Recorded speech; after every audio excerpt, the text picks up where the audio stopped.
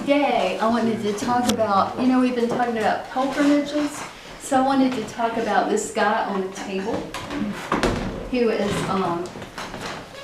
this is San Hermano Pedro. It's Brother Peter. Brother Peter, and his little bell comes out. I'm going to tell you about his bell in a minute. And his staff comes out too, in case that needs to come out. And much to my shock, I discovered his hands come out. Oh, gee. But I don't think that one does what that one does. Anyways, this is San Hermano Pedro. And he made a pilgrimage to Guatemala, not by choice, which is what happens a lot of times. He is the patron saint of the Canary Islands because that's where he was born.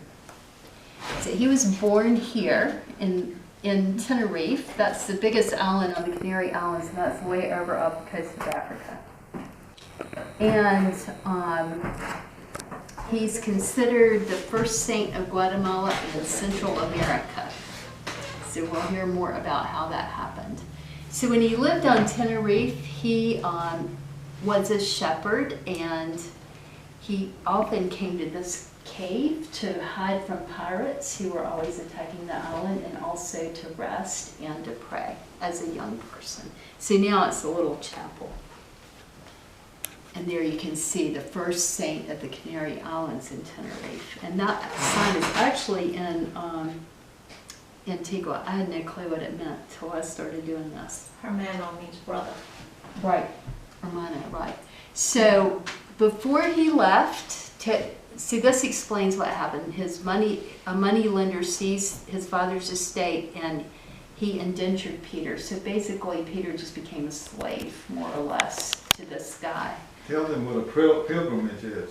Yeah, a pilgrimage is a trip where you're off to find something.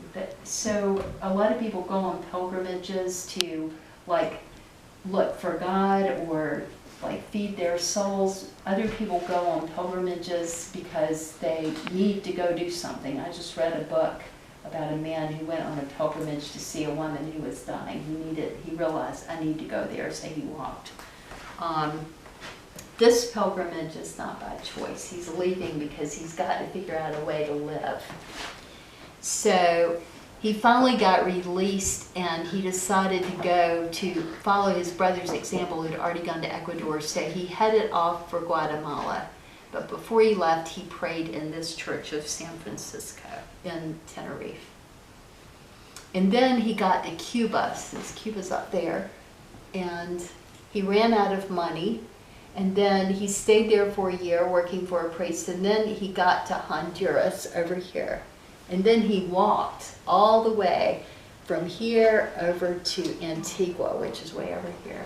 So that was quite a hike he took.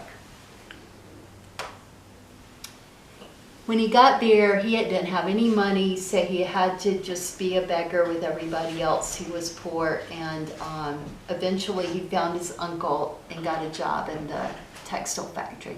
Then he went to school at Jesuit college, but he flunked out. He just couldn't do it.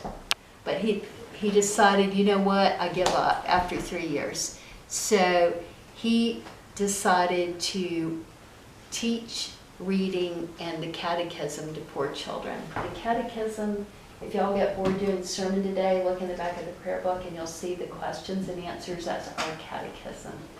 And a long time ago, you had to memorize that to become a member of the church, but we don't ask you to do that anymore. Then he eventually he became a tertiary, which is, he was connected to the Franciscans, but he was not a brother or a priest because he hadn't been able to pass the school, so he was a tertiary. And he adopted this name, Peter of St. Joseph, and he spent a lot of times visiting the poor. And he really was the first rehab center. He started working with people who'd gotten out of the hospital but still needed help. And I mean, today we go to skilled nursing centers for that. So he started doing that, and eventually the city and the bishop gave him a building to do that. This is the hospital today. It's still there. It's the main hospital for that region, the hospital that San Pedro started. He also started a group of women who are called Our Lady of Bethlehem to work with him in the hospital. And he had an inn for the priest. Then they bought the houses all around and had a hospital for the convalescent poor, like, again, like a nursing home.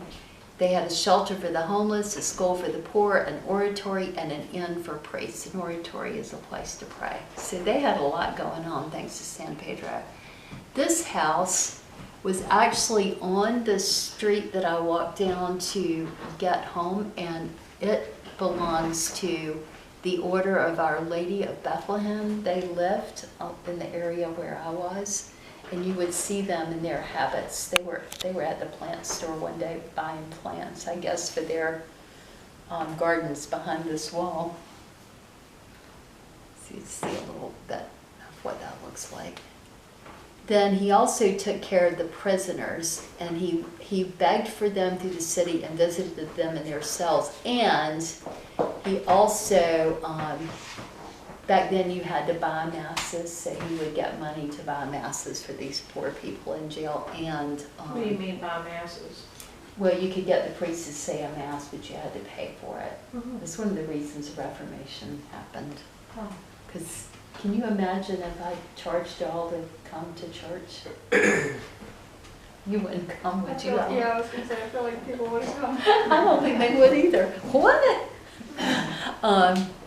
So he would travel the streets at night, ringing the bell, reminding people to pray for all of those souls in purgatory. Because it used to be that when you died, the belief was you went to this place called purgatory to get straightened out whatever you didn't settle up in life before you could go to heaven. So that's why he's got a bell. He was well known for going through the streets with the bell. I also saw a chair in the museum, and the guide told me, that little guide whose family had died, he told me that, but he said, do you know what this chair was used for? I didn't have a clue. San Pedro would tie it onto his back and carry people through the streets who couldn't walk. So he died on April 25th, 1667, because he was worn out. So be careful, don't work too hard. And you can see his statue there. I didn't take that picture, and I also didn't see it, but I think it's quite dramatic. Somewhere near Antigua, because there's Mount Fuego right there. Now this is San Francisco, the church where he's buried, the street outside, and you can see what it looks like inside. They've restored all of this, and they've restored the main church, but the rest of it is still ruins. And it's very active. That one day when I was there, the priest is blessing this new car. So I didn't want to be too obvious. This is the only picture I got, but he sprinkled holy water in the trunk, in the seats, in the engine. He went all around the car and blessed it. So they're watching him do that. And a car is really a luxury, so they're very lucky to have a car. Especially a new car. Blessed to have a car, yeah. They have old cars that we wouldn't ride here in the U.S. so Right. they ship over. Right. So this is they're getting it blessed. These are some of the ruins there to the right of the church. And down in the museum, they wouldn't let me take pictures, so I got these off the internet, but it was fascinating because San Pedro was also known as a healer. That's why he's a saint. The Catholic Church made him a saint in 2002. That's the bell he rang through the streets. And all these crutches and things are the people that were healed because he prayed for them, and they left their crutches in gratitude. So there's a bunch of crutches and all sorts of stuff like that people left in gratitude. And all those, that's a terrible picture, but it's all cards and letters of people writing gratitude for someone who's been healed because they prayed to San Pedro. Even now, the prayers to San Pedro, our letters still keep pouring in. So that's part of what's in the museum. And this is kind of weird. These things are the scourges he used to whip himself. That was some kind of spiritual discipline they used to have back then. We don't do that anymore. It's weird. Whatever works for you, but no.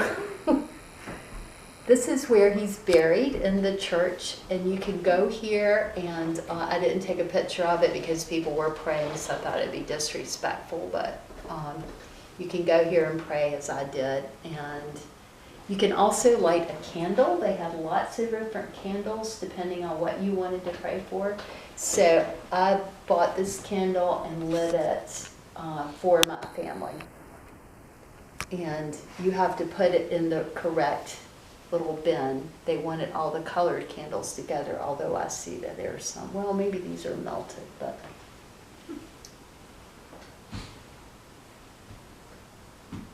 Then he started, this is Holy Week, Santa Semana. San Pedro is one of the people who promoted this idea, and it's amazing. Someday when I'm retired, I'll go there in Holy Week to see it. This is La Merced, and I show it to you because out of this door comes this huge procession during Holy Week. They literally cover the streets in flowers. These are all fresh flowers that people have made these designs in the streets. I know. People spend hours doing this during Holy Week. And then these processions come by, they just walk over the flowers, and then they reconstruct them before the next procession. And this is what they carry in the processions. Terrible pictures again. This whole thing is a heavy wooden float, and it's got different scenes from Holy Week on it, life-size or bigger characters, like you can see Jesus here with a cross. And it takes, see all these guys dressed in purple? They're carrying that thing on their shoulders. And it's so heavy that every like half mile or so, this many more people jump in and carry it. So they take turns because it's too heavy to carry all the way. And every church there does this during Holy Week. It's amazing. They've all got the stuff needed to do this. Now here's some of the statues that were just sitting around because I wasn't there during Holy Week. So you can see these different like life-size characters. So it's very dramatic. And this statue of Jesus, this is a close-up of his face, is actually a poster of the statue, but I couldn't take a picture of the statue because people were praying, but they're beautiful. They're so realistic. I mean, look at that. It's amazing. This figure, which you saw on the float, of Jesus was just astounding. That's the end. The other